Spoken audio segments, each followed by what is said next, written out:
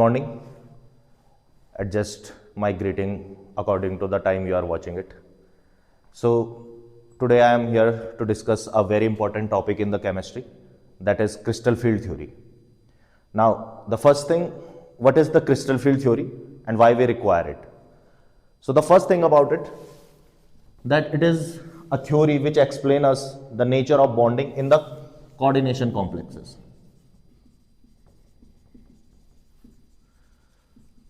Now earlier, before the crystal field theory, we have valence bond theory, which explains us the bonding nature in the coordination complex. But the biggest drawback in valence bond theory is that it assume the bonding between metal and ligand as a completely covalent bond. यानी कि जब metal के साथ ligand bond बनाएगा तो valence bond theory ने हमें यह बताया कि यह कंप्लीटली कोवेलेंट है. और कोवेलेंट बॉन्ड को हम लोगों को यह पता होता है कि कोवेलेंट बॉन्ड में इलेक्ट्रॉन की शेयरिंग होती है. और जब अगर इलेक्ट्रॉन की शेयरिंग है तो उससे एक बहुत बड़ा यहां पे क्वेश्चन जो केमिस्ट्री में खड़ा हुआ वो ये कि metal being known for donating nature, metal जो होता है वो डोनेटिंग नेचर के लिए जाना जाता है, इलेक्ट्रॉन को डोनेट करता है, and it require the positive charge. Why it is sharing the electron? So this is the first thing which is asked, which is the drawback of the valence bond theory. And the second thing is कि why it does not able to explain the color as well as the magnetic character in the complexes. So then we move towards, और हम लोगों को लगा कि इस theory में कुछ कमियां हैं और हम लोगों को कुछ और जानने की जरूरत है. Then we move toward the next theory which is known as crystal field theory. Now it is a basically solid state physics, solid state की थ्योरी है, and it is not a theory in the chemistry. It is chemist who goes to the physicist and then they gives us the theory and they tells us that कि metal और ligand जो है, जो हम लोगों ने as a completely molecule की तरह अज्यूम करे हुए हैं, they are not as a molecule, they are as a point charges. When metal and ligand are the point charges, so there is no question of the sharing of electron. So उन्होंने हमको कहा कि these are the completely point charges and the interaction is completely electrostatic in nature between the two charges.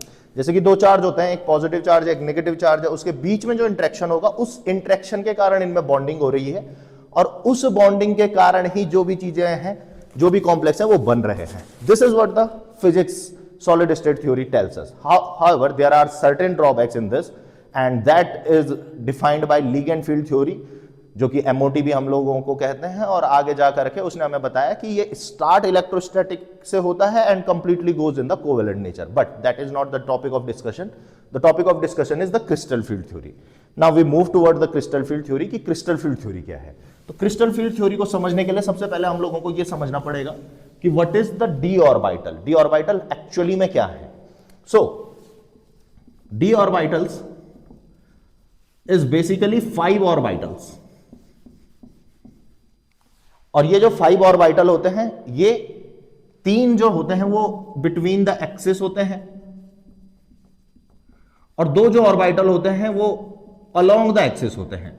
अगर हम इनके shape के बारे में बात करें, if this is X axis and this is Y axis, तो इसके बीच में ये प्रेजेंट होते हैं 3 ऑर्बिटल. अगर हम लोग आगे जाकर के देखें तो इसको अगर मैं एक्स मान लूं, इसको जेड मान लूं, और अगर मैं इसको y और इसको z मान लूं तो बिटवीन द एक्सिस. और जो 2 ऑर्बिटल होते हैं वो ऑन द एक्सिस होते हैं.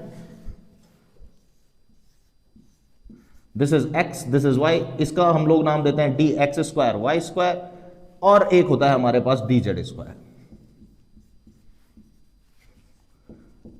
नाउ द फर्स्ट क्वेश्चन अगर हम लोगों को यहां पर दिमाग में आना चाहिए वो यही आना चाहिए कि if I go with the symmetry, और मैं अगर इसको कह रहा हूं कि dxy है, उसके बाद मैं इनकी zx पे देख रहा हूं और मैं इनकी zy पे भी देख रहा हूं, तो x स्क्वायर y स्क्वायर के बाद नेक्स्ट क्वेश्चन आना चाहिए मुझे z स्क्वायर x स्क्वायर देखना है और मुझे z स्क्वायर y स्क्वायर देखना है. उस हिसाब से ये 6 ऑर्बिटल होने चाहिए, बट ये 6 नहीं, ये 5 ही ऑर्बिटल होते हैं. तो इसका सिंपल सा रीजन है, जो आंसर है वो ये है कि जो इसके बाद के जो 2 ऑर्बिटल होते हैं, यानी कि ये ऑर्बिटल एक्चुअली में होना तो इसे dz और x में चाहिए था, और डी जेड और वाई में चाहिए था, अगर मैं इसको वाई एक्सिस मान लेता हूं, इसको जेड मान लेता हूं, इसको जेड मान लेता हूं और इसको एक्स मान लेता हूं, तो एक्चुअल में तो ये ऐसा ही है कि ये मान लीजिए अगर हमारी जेड एक्सिस है इस मार्कर को, और ये मान लेते हैं हम लोग हमारी वाई एक्सिस है, तो वाई एक्सिस में भी ऑर्बिटल है, जेड एक्सिस में भी ऑर्बिटल है। और अगर मैं इसको, जो मेरे पास ये डस्टर है, इसको एक्स ऑर्बिटल मान लेता हूं, तो एक्स ऑर्बिटल में भी है पर एक्स के साथ फिर से जेड में है, तो एक्चुअल में जो यहां पे कॉन्फ़िगरेशन बन जाता है वो ये बन जाता है कि वाई पे हैं, जेड पे आ चुके हैं, एक्स के कारण जेड पे और आ चुके हैं। So orbital is nothing but a wave function, और वेव फंक्शन जब एक ही एक्सिस पे ज्यादा होंगे तो दे ओवरलैप, सुपर इंपोज करके उसका एम्पलीट्यूड बढ़ा देते हैं। और एक्स एक्सिस वाई एक्सिस ये आपस में हमको एक सर्कुलर लोब की तरह दिखने लग जाती है। It basically rotate in a manner. So इस तरीके से इसको हम लोग घूमते हुए यहां पर दिखाते हैं। That is why d z square look like this. Why with only d z square, सिर्फ डी जेड स्क्वायर ही के साथ, क्यों? Because z axis is considered as the principal axis.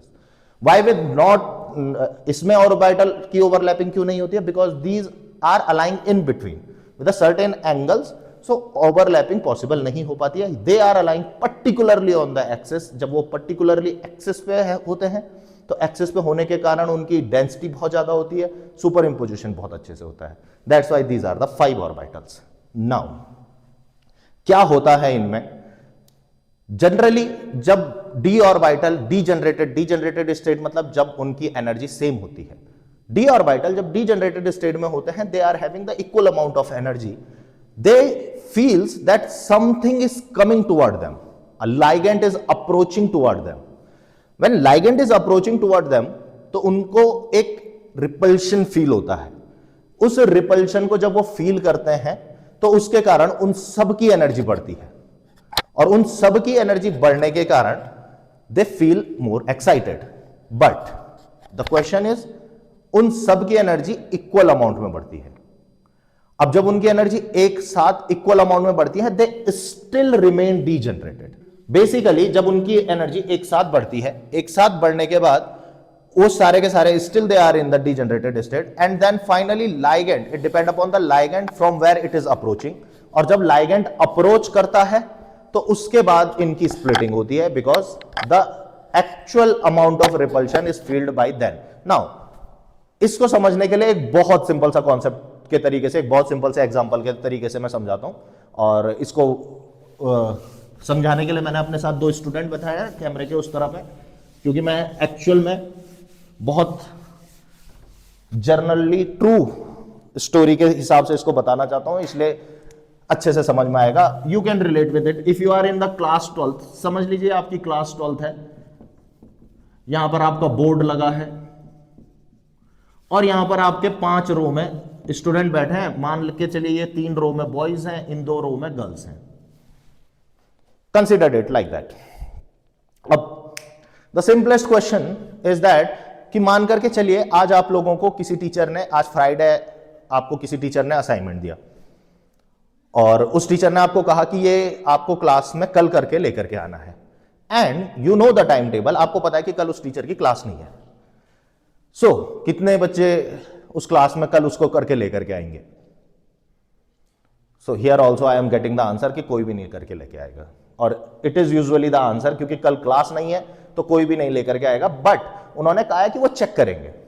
Now the second thing, अगले दिन जब class हुई, school हुआ, स्कूल में आप लोग आए, आप लोगों ने क्लास में बैठे, क्लास में बैठने के बाद आप लोगों ने देखा कि सब चीज सही है। मान के चलते हैं उनका जो क्लास है वो ब्रेकफास्ट, आपके जो मिड सेशन है उसके बाद है। उस मिड सेशन के बाद उनकी क्लास आप लोगों को पता है कि नहीं होनी है, उनको पता है कि मुझे आज असाइनमेंट देना है, and by the some chances he got the arrangement. Now if you feel the any kind of repulsion, any kind of energy in you, जो डर लगेगा आपको, क्यों? क्योंकि आप में से किसी ने भी काम नहीं करा है, और दूसरा उन्होंने आपको कह रखा था नो मैटर व्हाट, मैं तो क्लास में आऊंगा ही, आपको काम करना है। और एक और चीज मान करके चलते हैं कि यहां पर वो बिल्कुल ही एक, ना बॉयज ना गर्ल्स ना टॉपर ना बैक बेंचर, किसी के साथ भी कोई डिस्क्रिमिनेट नहीं करते हैं। सबको एक तरीके से अगर मार पड़ेगी तो एक साथ पड़ेगी, मारना नहीं चाहिए, but I am just telling the example. So क्या आप सबकी एनर्जी एक साथ बढ़ेगी? क्या आप सबको एक साथ डर लगेगा? क्योंकि वो आपकी तरफ अप्रोच कर रहे हैं, आपको नहीं पता कि कहां से शुरू हो सकती है। ऐसा हो सकता है कि वो बॉयज की तरफ जाएं तो जो गर्ल्स लास्ट में बैठी हो क्या पता क्लास के अंदर पूरा असाइनमेंट करके दे दे, और ऐसा भी हो सकता है कि वो गर्ल्स की तरफ जाए तो यहां पे बैठा हुआ बॉयज कहेगा कि मेरा नंबर नहीं आएगा बिकॉज पीरियड शायद 40 मिनट का हो, 40 मिनट के अंदर मुझे तो मार पड़ेगी नहीं। और ऐसा भी हो सकता है कि टीचर स्टार्ट करे कि रोल नंबर 1 आ जाओ, क्योंकि ऐसे में वही फंसता है, और फिर जो रोल नंबर 45 है या रोल नंबर 46 है उसके मजे आ जाए। एक्चुअली में मैं आपको क्या कहना चाह रहा हूं, मैं ये कहना चाह रहा हूं आप सब लोग डर तो रहे हैं, इक्वली ही डर रहे हैं, आप सब लोगों को डरना भी इक्वली ही चाहिए, बट आप में से किसी को थोड़ा कम डरना चाहिए था और किसी को थोड़ा ज्यादा डरना चाहिए था। क्यों? क्योंकि कहां पर से रोल नंबर जिस हिसाब से स्टार्ट होगा उसका डर थोड़ा ज्यादा होना चाहिए, और जिसका रोल नंबर क्या है, लास्ट है, या जिसका नंबर नहीं आने वाला है, वो बेकार में उतना डर रहा है। यानी कि आप अब डिपेंड करेगा उस टीचर पे कि वो कहां से क्लास में आ रहा है। अगर वो गर्ल्स की तरफ आया तो बॉयज बेकार में डर रहे थे, और अगर वो बॉयज की तरफ आया तो गर्ल्स बेकार डर रही थी। It depend now completely on the teacher from where he is approaching. This is the complete example, completely crystal field theory happening in practical life. Actual में क्या होता है, इसी तरह से मेटल के डी ऑर्बिटल होते हैं। इनमें से जो मैंने 2-3 ऑर्बिटल बताए थे जो एक्सिस के बीच में है, उन 3 ऑर्बिटल को हम लोग कहते हैं T2G, और जो 2 orbital on the axis present हैं उनको हम लोग कहते हैं EG। Now G represent here gerade. Gerade का मतलब होता है सिमेट्री। अब क्या होता है, T2 और E का मतलब हम लोग ग्रुप थ्योरी से निकालते हैं, जो कि 12th के लिए रेलिवेंट नहीं है, इसलिए मैं इसको नहीं बता रहा हूं। अदरवाइज हम लोगों को जो ये सिंबल है ये ग्रुप थ्योरी से पता चलते हैं। नाउ अब क्या होता है, जब लाइगेंड इनकी तरफ अप्रोच करता है, तो लाइगेंड जब इनकी तरफ अप्रोच करता है तो इनको नहीं पता है कहां से आ रहे हैं। This is their first time interacting with the ligand. बहुत दूर से ये आ रहा है, इसको हम लोग फार फील्ड कहते हैं। और दूसरी चीज, जब कोई चीज बहुत दूर से आ रही होती है, ये हमारी लाइफ का डे टू डे का एग्जांपल है। जैसे मान लो हम लोग रात को बाइक चला रहे हैं या रात को कार चला रहे हैं, और सामने से अगर कोई लाइट आ रही है तो हमको लगता है कि ये हमारी तरफ आ रहा है, भले वो दूसरी लेन में जा रहा हो। तो ऐसा जनरली हमारे साथ होता है। या फिर कई बार हम लोग देखते हैं क्रिकेट खेलते हुए कि बहुत ऊपर से बॉल आ गई है, बहुत ऊपर से बॉल अगर आ रही है तो हम 2 फील्डर ऐसे कंफ्यूज हो जाते हैं कि ये हमारी तरफ आ रही है। उसका सिंपल सा रीजन ये है कि कोई भी फील्ड जब बहुत दूर से आ रहा होता है ये सिमेट्रिकल होता है, और जब स्पेरिकल होता है, spare is the completely symmetrical in nature, और स्पेरिकल चीज सबको ऐसा लगती है कि वो उसकी तरफ आ रही है। तो यहां पर भी इन डी ऑर्बिटलों को क्या लगता है कि ये 5 के 5 डी ऑर्बिटलों को ऐसा फील होता है कि लाइगेंड उनकी तरफ अप्रोच कर रहा है, और जब लाइगेंड उनकी तरफ अप्रोच कर रहा है 5 के 5 को, तो उन 5 की एनर्जी एक साथ एक ही लेवल पे बढ़ती है।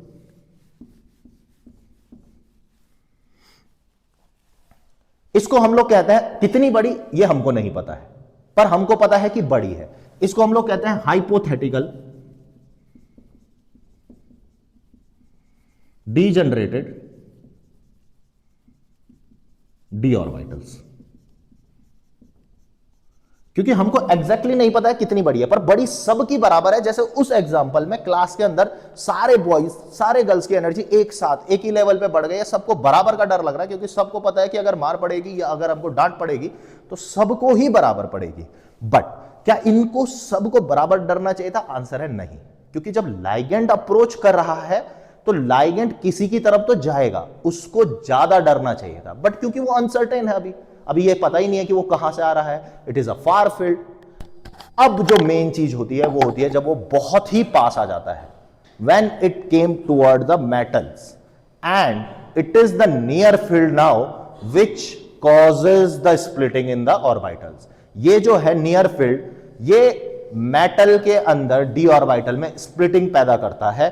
और क्या it depend upon the nature of complex it form. अगर यहां पर ऑक्ट्राहेड्रल कॉम्प्लेक्स बन रहा है, ऑक्ट्राहेड्रल कॉम्प्लेक्स बनने के टाइम पे लाइगेंड जो है वो अप्रोच करता है ऑन द एक्सिस, एक्सिस की तरफ से ऑक्ट्राहेड्रल कॉम्प्लेक्स में आता है। अब ऑक्ट्राहेड्रल कॉम्प्लेक्स क्या होते हैं? ऑक्ट्राहेड्रल कॉम्प्लेक्स वो होते हैं जिनमें मेटल के साथ 6 लाइगेंड अरेंज होते हैं। 6 लाइगेंड कैसे आते हैं? सॉलिड स्टेट फिजिक्स हमको बताती है कि कोई भी चीज है उसमें जो फेस है, जब क्यूब बनता है तो क्यूब में फेस होते हैं, 6 फेस होते हैं। जैसे इस रूम में एक पीछे की तरफ है, एक ये मेरे पीछे है, एक ऊपर है, एक नीचे है, एक इधर है और एक इधर है। तो ये टोटल मिला करके हमारे पास 6 फेस है। जब लाइगेंड अप्रोच करता है तो इन 6 फेसेस से अप्रोच करता है और इन 6 फेसेस में एक्चुअल में हमारे पास तीनों एक्सिस है, यानी कि z एक्सिस पॉजिटिव में, z एक्सिस नेगेटिव में, x एक्सिस पॉजिटिव में, x एक्सिस नेगेटिव में, y एक्सिस पॉजिटिव में, y एक्सिस नेगेटिव में। नाउ जो हमारे ऑन द एक्सिस थे dx square and dy square, यहां पर लाइगेंड है, वहां लाइगेंड है, पीछे लाइगेंड है, dz स्क्वायर में ऊपर और नीचे लाइगेंड है। तो ऑल द फेसेस पे लाइगेंड है और उन फेस पे ही उन चारों तरफ पे हमारे मेटल के ऑर्बिटल प्रेजेंट हैं और उन फेस पे लाइगेंड की अप्रोच हो रही है। यानी कि 6 के 6 क्यूब के फेस से लाइगेंड आता है, मेटल पे अप्रोच करता है, वहां पर जो लाइगेंड प्रेजेंट है उनकी एनर्जी ऑटोमेटिकली ही बढ़ जाती है, which is known as e g orbital, जिनकी एनर्जी बढ़ जाती है। नाउ सिमेट्री रूल कहता है कि जितनी एनर्जी इनकी बड़ी है, because this is energy zero, इसके रिलेटिव में इनकी एनर्जी बड़ी है, this is known as barycentre, तो उतनी ही एनर्जी बाकी की घट जाती है। तो जो orbital between the axis present है उनकी एनर्जी कम हो जाती है। कितनी कम हो जाती है? उतनी ही कम होगी जितनी इनकी बढ़ेगी, यानी कि टोटल सम जो एनर्जी का है वो जीरो रहेगा। यानी कि ये अगर ऊपर गए हैं तो इस कंप्लीट स्प्लिटिंग को हम लोग डेल्टा नॉट से दिखाते हैं। डेल्टा नॉट का मतलब यहां पर है ऑक्ट्राहेड्रल, डेल्टा स्प्लिटिंग ओ मतलब ऑक्ट्राहेड्रल के कारण। अगर एनर्जी बीच में जीरो है तो ये ऊपर गए हैं, तो ये जो ऊपर जाते हैं ये जाते हैं 3/5 टाइम्स ऑफ डेल्टा नॉट, क्योंकि ये 2 ही ऊपर गए हैं, और जो ये नीचे हैं ये -2/5 टाइम्स ऑफ डेल्टा नॉट है, ताकि जो टोटल बन पाए, क्योंकि 2 ऑर्बिटल हैं, एक की 3 है, तो टोटल एनर्जी हो जाएगी 6/5 डेल्टा नॉट। 3 नीचे हैं, -2 एक की है, तो -6 delta not, which is become energy zero. Now this splitting delta not is completely depend upon ligand. Ligand कैसा है, कहां से अप्रोच कर रहा है। अगर ये स्ट्रॉन्ग है तो ये बहुत ज्यादा स्प्लिटिंग कराता है, अगर ये वीक है तो ये कम स्प्लिटिंग कराता है, और हमारे पास इस तरह से एक सीरीज ऑफ लाइगेंड निकल करके आती है, और उसके कारण हम जिस सीरीज को स्पेक्ट्रोकेमिकल सीरीज कहते हैं, जिसके कारण हमें पता चलता है कि ये स्प्लिटिंग कम होगी या ज्यादा होगी। नाउ उसके कारण क्या होगा, यहां पर हम लोग कैलकुलेट करते हैं मेटल के अंदर splitting energy, which is known as CFSE, crystal field splitting energy. क्या होती है क्रिस्टल फील्ड स्प्लिटिंग एनर्जी? ये होती है number of electron in EG orbital, और इसको मल्टीप्लाई कर देंगे हम लोग 3/5 डेल्टा नॉट से, plus number of electron in T2G orbital, और इसको मल्टीप्लाई कर देंगे -2/5 डेल्टा नॉट से, plus NP। NP is number of paired electron after minus before. पहले बाद में कितने पेयर्ड रह गए और पहले कितने पेयर्ड थे, उनका जो डिफरेंस आता है उसको भी हम लोग कैलकुलेट करते हैं। Although this pairing energy is very less, in some book you find that this is not even mentioned, it is not mentioned I think in NCERT also, but it is there. So this delta naught value depend upon the ligand, how ligand is approaching, how much strength ligand have, and how the splitting is done. This is the crystal field theory in octahedral complexes. Now we have to change the second one, we have to go to the second topic, that is the crystal field theory in tetrahedral complexes. क्योंकि 12th में 2 ही topic है, although generally हम लोग जब देखने पे आते हैं तो यहां पर एक्चुअल में अगर हम लोग बात करें तो 12 लाइगेंड क्यूब की तरह से अप्रोच करते हैं। 12 लाइगेंड जब आपस में बहुत ज्यादा उनमें रिपल्शन होने लगता है, 4 लाइगेंड पहले हट जाते हैं, 8 लाइगेंड अप्रोच करते हैं, that is the cubic nature. उसके बाद फिर जब वो पास आते हैं तो वो आपस में ही लाइगेंड की बहुत ज्यादा रिपल्शन होती है, 6 ही लाइगेंड आ पाते हैं, then we form the octahedral complex. और उसके बाद 4 लाइगेंड का फाइनली अप्रोच होता है, और वो 4 लाइगेंड हमें 2 तरह की ज्योमेट्री दे सकते हैं, आइदर टेट्राहेड्रल और square planar. But square planar geometry again it is not in the NCERT, class 12th level पे नहीं पढ़नी होती है।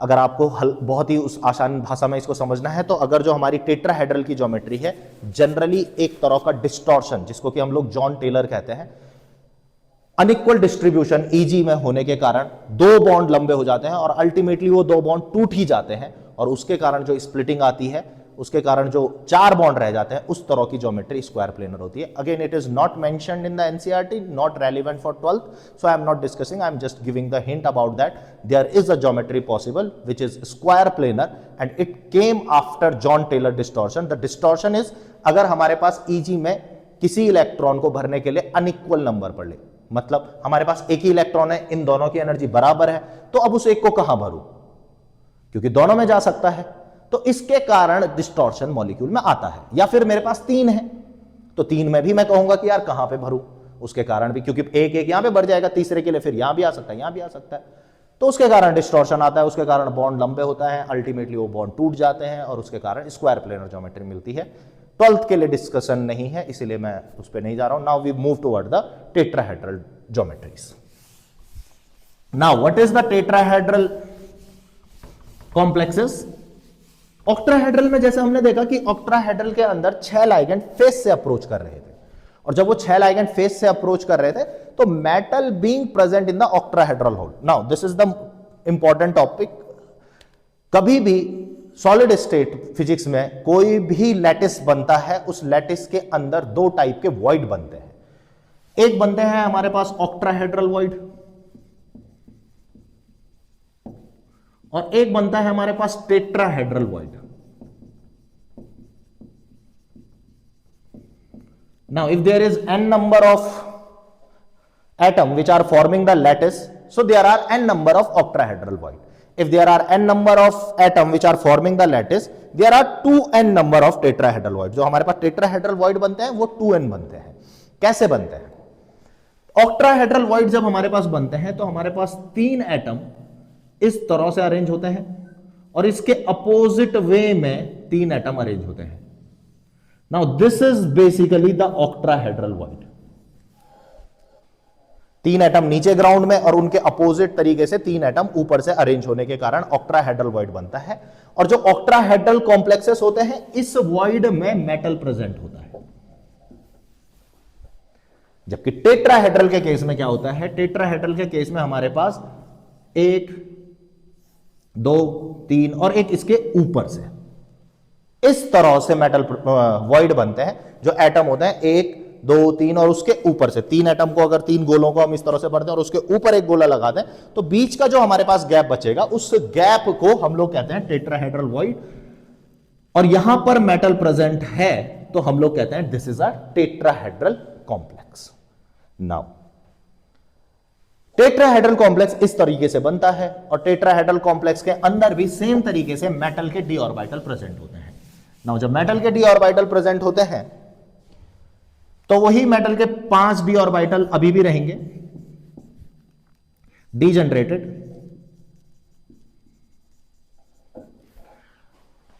अब जब लाइगेंड इनकी तरफ अप्रोच करता है तो फार फील्ड में लाइगेंड उसी तरह से अप्रोच करेगा जिस तरह से उसने ऑक्ट्राहेड्रल में अप्रोच किया था। There is no change when the ligand is approaching from the far field or ligand is approaching toward the tetrahedral complex or toward the octahedral complex.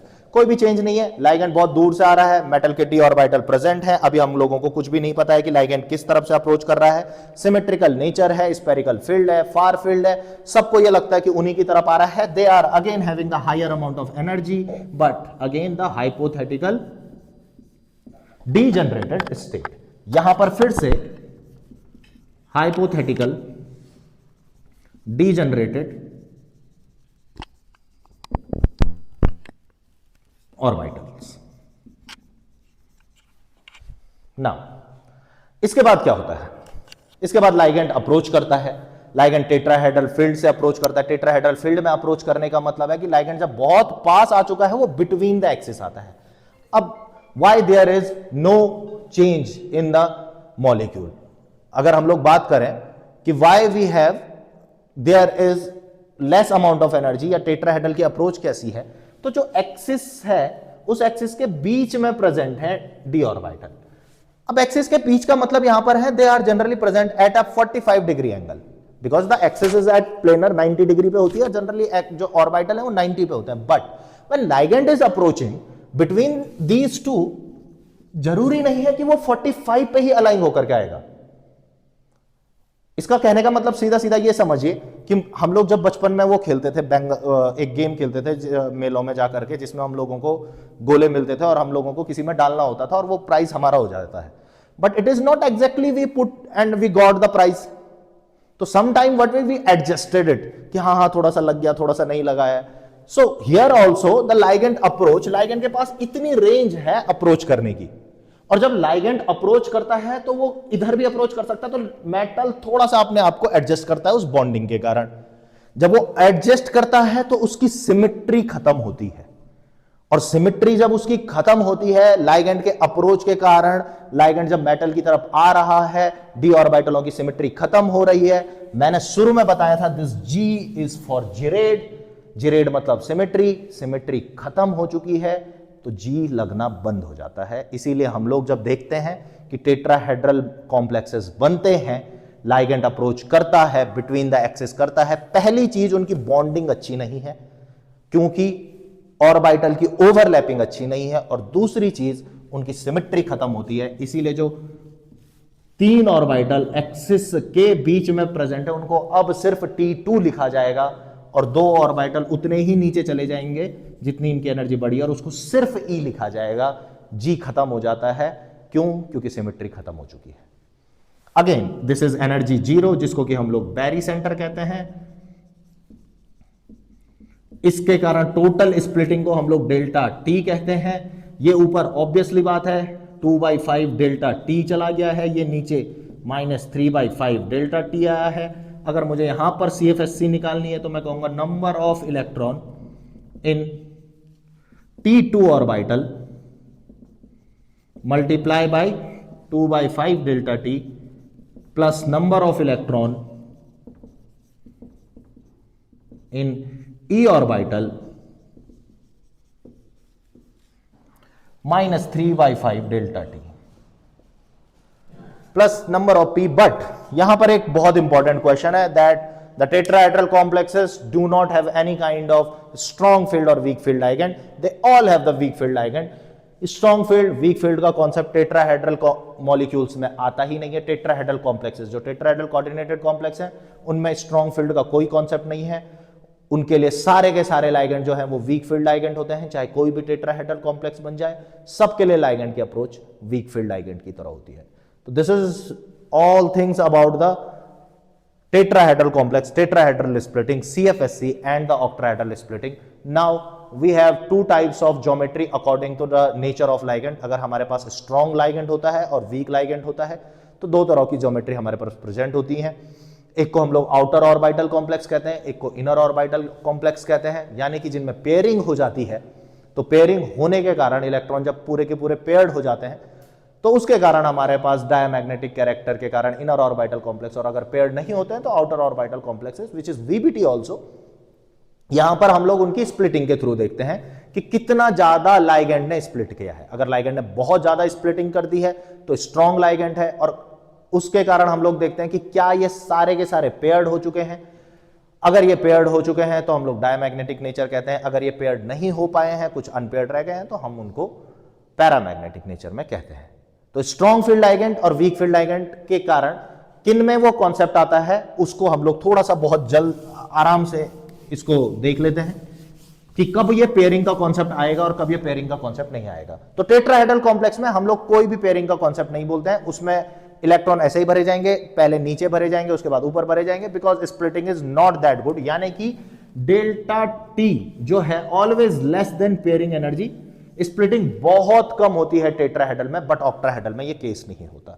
Octahedral में it depend upon the ligand, और ligand की एक पूरी की पूरी हमारे पास series है जिसको हम लोग स्पेक्ट्रोकेमिकल सीरीज कहते हैं, बट उसमें भी हम लोग देखते हैं कि कहां से पेयरिंग स्टार्ट होगी। अगर हम लोग कहें ऑक्टाहेड्रल कॉम्प्लेक्स के लिए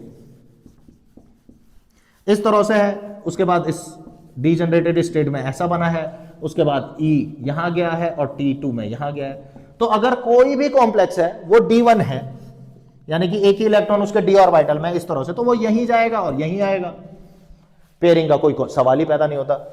यानी कि इसके लिए सारे लाइगेंड ना स्ट्रांग है ना वीक है, चाहे वीक है तो भी यही होगा, स्ट्रांग है तो भी यही होगा। D2 अगर हो भाई वो यहां रहेगा, वो यहां रहेगा, वो यहां जाएगा। Again no concept of pairing और a strong field ligand. D3 की बात करें तो वो यहां रहेगा, वो यहां रहेगा और वो यहां रहेगा। Again no concept of pairing. The concept of pairing start with the D4। अब हमारे पास सवाल है, क्योंकि यहां के बाद वो कहां जाए, वो यहां पेयर्ड हो, एक क्वेश्चन ये है, या फिर वो यहां जाए, एक क्वेश्चन ये है। Now it depend upon certain factor.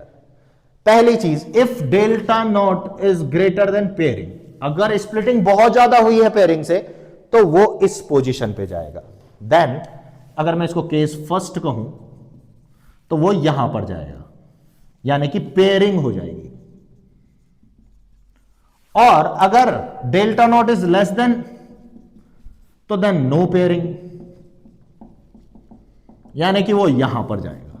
किस पे डिपेंड करेगा? It depend upon metal, it depend upon metals oxidation state and it depend upon the ligand also. पहली चीज, अगर हमारे पास स्ट्रॉन्ग लाइगेंड है, स्पेक्ट्रोकेमिकल सीरीज में अमोनिया से पहले के ligand +2 oxidation state with the 3D element के लिए स्ट्रॉन्ग लाइगेंड होता है। कौन कौन से, उसको हम लोग देख देते हैं। अगर हम 3D सीरीज की बात करें तो 3D की जो हमारे पास सीरीज है, पहली सीरीज जो है वो है scandium, titanium, vanadium, chromium, manganese, iron, copper, nickel, cobalt, nickel, copper and zinc.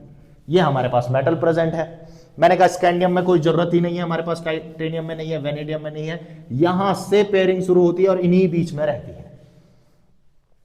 अगर वो इसके इलेक्ट्रॉन है, इसके नीचे की जो सीरीज होती है यानी कि 4D और 5D सीरीज, इनके लिए ऑल लाइगेंड आर स्ट्रॉन्ग। तो ये जो खेल है कि लाइगेंड स्ट्रॉन्ग है या वीक है, वो सिर्फ इस 3D सीरीज के लिए है, और उसमें भी स्पेशली इन मेटल्स के लिए है।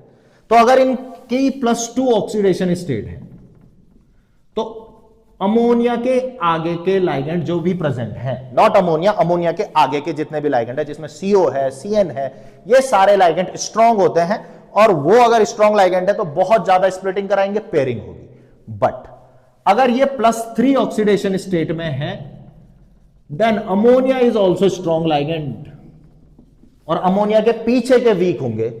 और अगर ये +4 ऑक्सीडेशन स्टेट में है तो ये ऑल आर स्ट्रॉन्ग लाइगेंड। तब सारे के सारे लाइगेंड स्ट्रॉन्ग होंगे। यानी कि पेयरिंग का कॉन्सेप्ट, अगर चौथे यहां पर इलेक्ट्रॉन आया, वो पेयर्ड होगा या नहीं होगा, पहले तो हमको देखना पड़ेगा मेटल कौन सा है। उसके बाद अगर वो 4D और 5D सीरीज का मेटल है तो इसका मतलब है ऑब्वियसली बात है उसकी पेयरिंग होगी, क्योंकि इतनी ज्यादा स्प्लिटिंग वो कर चुका होगा। अगर वो 3D का है तो हमको देखना पड़ेगा उसकी ऑक्सीडेशन स्टेट क्या है। अगर +2 ऑक्सीडेशन स्टेट है और अमोनिया के बाद के लाइगेंड है, यानी कि CO है, CN है, इस तरह के लाइगेंड है, तो इसका मतलब है कि वो सारे के सारे पेयरिंग कराएंगे। अगर हमारे पास फ्लोरीन है, वाटर है, इस तरह के लाइगेंड है, क्लोरीन है, तो वो पेयरिंग नहीं कराएंगे। अगर +3 ऑक्सीडेशन स्टेट है तो अमोनिया भी पेयरिंग कराएगा, और अगर +4 ऑक्सीडेशन स्टेट है तो सब पेयरिंग करा देंगे। तो इस हिसाब से हमारे स्ट्रॉन्ग फील्ड और वीक फील्ड भी खत्म हो जाएगा और हम लोगों को पेयरिंग का भी पता चल जाएगा। Hope you guys like this lecture. Thank you.